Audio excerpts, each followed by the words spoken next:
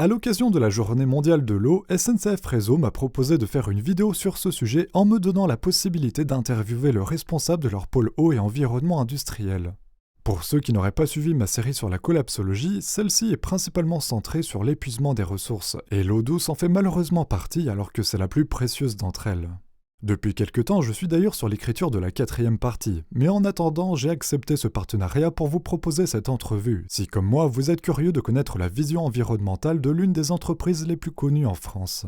Voyez ça comme une vidéo bonus à mes documentaires sur l'effondrement. Bon visionnage. Bonjour Olivier, merci de m'accorder de ton temps. Est-ce que tu pourrais te présenter? Oui, bonjour, merci Alexis. Donc, je suis Olivier Guittet, je travaille au Centre de compétences en développement durable de SNCF Réseau Île-de-France et je m'occupe de tout ce qui est préservation de la ressource en eau. Alors serait-il possible de connaître le parcours Qui t'a amené à faire ce métier? Ah, mon parcours. Eh ben, écoute, j'ai commencé par la Marine nationale, figure-toi, où je me suis engagé dès mes 18 ans pour voir du pays, pour voir ce qui se passait ailleurs. Et en fait, je me suis retrouvé à Brest dans les sous-marins. Ensuite, j'ai quitté la marine et j'ai rejoint le ministère du Développement durable comme inspecteur de l'environnement.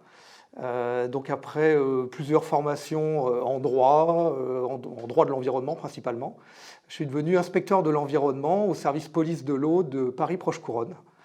Et là, donc j'ai travaillé sur tout ce qui est ce qu'on appelle les dossiers loi sur l'eau. En fait, quand on a des travaux, quand on a un aménageur, que ce soit SNCF Réseau ou un aménageur du BTP ou n'importe qui, quand on va puiser dans les ressources, ça peut être des cours d'eau, des nappes, ou quand on a des rejets, c'est pareil, dans ces cours d'eau, ces nappes, on a un dossier à déposer en préfecture et il y a une instruction. Donc moi, je m'occupais de toute cette partie instruction. Et SNCF Réseau m'a venu me voir et m'a demandé si je voulais pas faire la même chose sur tous les projets qu'on a de modernisation ou d'entretien du réseau en Île-de-France principalement. D'accord, donc dès ton premier métier, l'eau était ton élément en fait. Exactement, donc c'est vraiment le fil conducteur de ma carrière. Quel est le rôle des SNCF Réseau dans le groupe SNCF? Alors SNCF Réseau, c'est le gestionnaire de l'infrastructure ferroviaire. Donc c'est nous qui gérons les voies ferrées, donc celles que l'on voit sur le territoire, celles qui ont été construites les premières dans les années 1800. Et ici sur l'Île-de-France, avec un réseau très maillé, on a toujours des travaux d'amélioration, de modernisation, et puis de mise à niveau de la voie ferrée existante.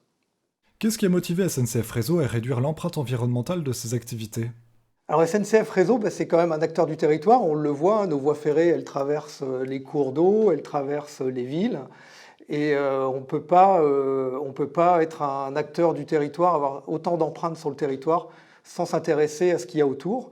Et ce qu'il y a autour, c'est les riverains, c'est l'environnement, et dans mon domaine plus particulièrement l'eau, les cours d'eau, les zones humides. Quelles sont les actions mises en œuvre pour remplir cet engagement? Alors on a des actions beaucoup sur la diminution de la consommation d'eau potable, parce que l'eau potable c'est quelque chose qui coûte certes, mais qui coûte aussi à produire, parce qu'on a énormément de prélèvements dans les nappes, dans les cours d'eau, ça passe par des usines de potabilisation, et nous on a beaucoup de process dans lesquels on pourrait soit plus utiliser d'eau, donc recycler des eaux de lavage par exemple, soit utiliser de l'eau de pluie, ou dans certains cas ça peut être de l'eau de nappe, mais principalement de l'eau de pluie. Et vous avez une stratégie sur le long terme? Alors on a une stratégie sur le long terme. Le groupe, en plus forcément de respecter la réglementation, mais ça c'est le minimum, si je puis dire, a d'autres ambitions. Et effectivement, on veut vraiment diminuer notre pression sur la ressource en eau. Et on a une politique de l'eau interne au groupe qui va plus loin que la réglementation. Et c'est vraiment cette politique de l'eau qui contribue à tous les étages de l'entreprise de diminuer notre impact sur notre consommation d'eau potable. Et après, on a aussi une grosse action sur la préservation des milieux, zones humides et cours d'eau.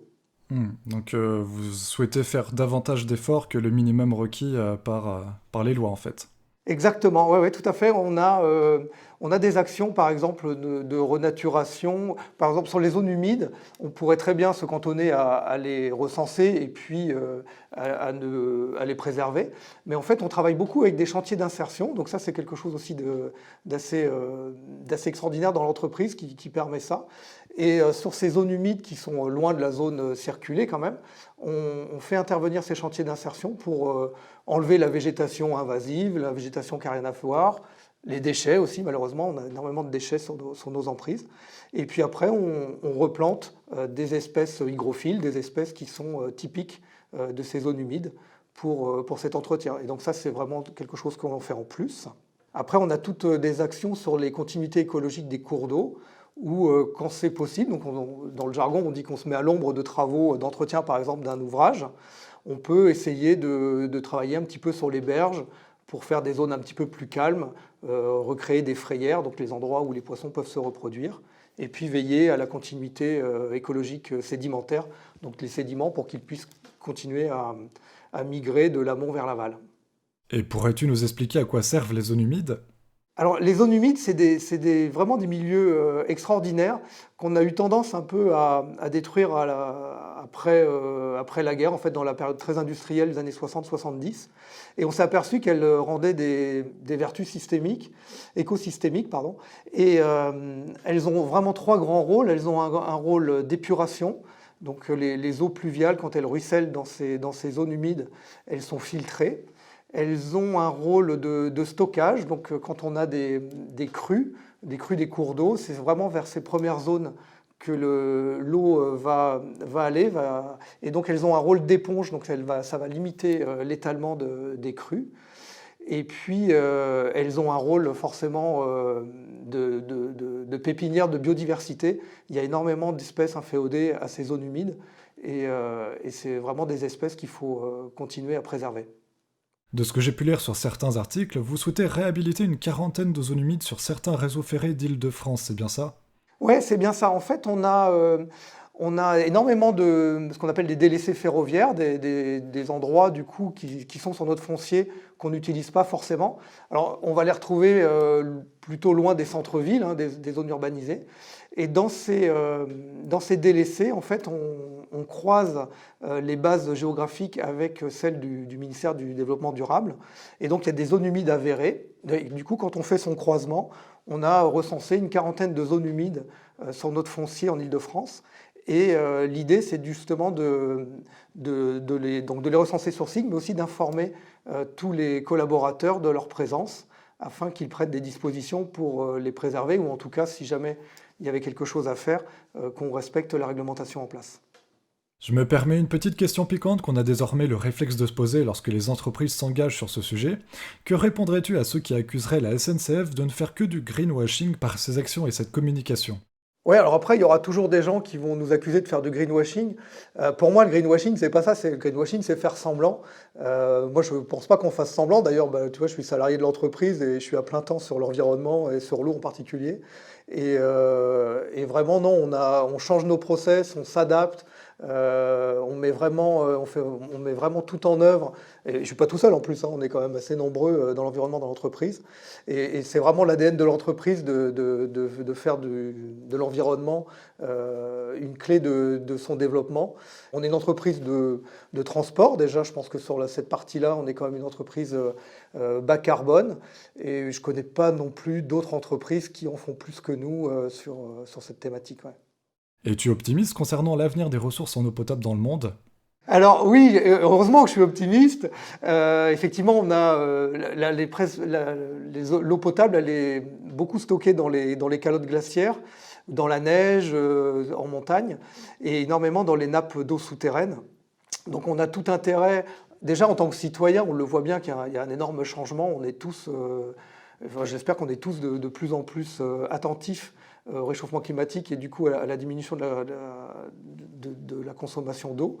Et je pense que là, maintenant, les entreprises, et c'est pour ça que je suis aussi très fier de travailler pour Réseau, on est vraiment dans une entreprise qui prend le domaine environnemental au sens large très très au sérieux et se donne vraiment les moyens de diminuer, de changer par rapport au millénaire précédent d'ailleurs, je dirais même c'est le millénaire d'avant, où on consommait beaucoup. Et alors justement, tu penses que les entreprises en France et de par le monde doivent faire davantage d'efforts dans ce sens? Ouais, je pense qu'on doit faire davantage d'efforts. Je pense que le virage, il a déjà été pris. Après, sur les entreprises, il y a une inertie qui est là, hein, il y a pas de mystère. Mais quand je vois, nous, ce qu'on fait, soit pour Réseau, soit dans le groupe SNCF, mais même avec les partenaires avec qui on travaille dans la partie chantier, travaux, on voit bien que cette question, elle est de plus en plus prégnante. Et dans nos marchés, de toute manière, on demande de plus en plus aux entreprises leurs engagements environnementaux et on les vérifie et beaucoup d'ailleurs d'elles-mêmes nous proposent aussi des points d'amélioration. Très bien. Et alors dernière question, est-ce que selon toi il faut continuer de sensibiliser à ce sujet?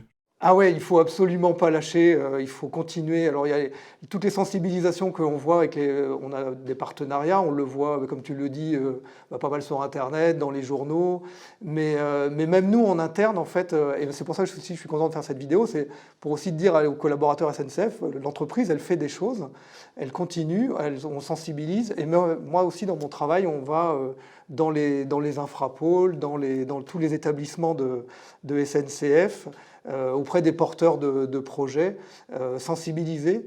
Et moi, je m'aperçois qu'il y a aussi pas mal de méconnaissances, en fait, quand on explique que cette ressource, elle se raréfie, que c'est notre avenir, qu'on a vraiment besoin d'eau, nous les hommes, mais aussi toute la nature qui nous entoure, et on a besoin de la nature. Il faut continuer, on n'y arrivera pas si on se relâche. Donc oui, il faut continuer à sensibiliser, que ce soit dans notre vie privée ou au travail. Ouais. Eh bien, merci Olivier pour cette interview fort intéressante. J'espère que les réponses intéresseront autant le public qu'elles m'ont intéressé. On se doute pas forcément de tout ce qu'il y a derrière le réseau SNCF, donc c'est assez bien qu'on puisse en parler aujourd'hui. Je te remercie beaucoup pour ce temps que tu m'as dédié, et puis je te laisse conclure. Ben écoute, merci à toi Alexis de nous avoir accordé aussi ce temps-là. Écoute, ça m'a fait énormément plaisir de pouvoir partager mon métier, mes convictions, mon appartenance à SNCF Réseau et faire voir tout ce qu'on fait. J'espère que maintenant vous verrez le réseau ferré différemment et quand vous prendrez le train, ben, peut-être que vous penserez à moi et vous penserez à tout ce qu'on fait pour préserver l'environnement et l'eau en particulier.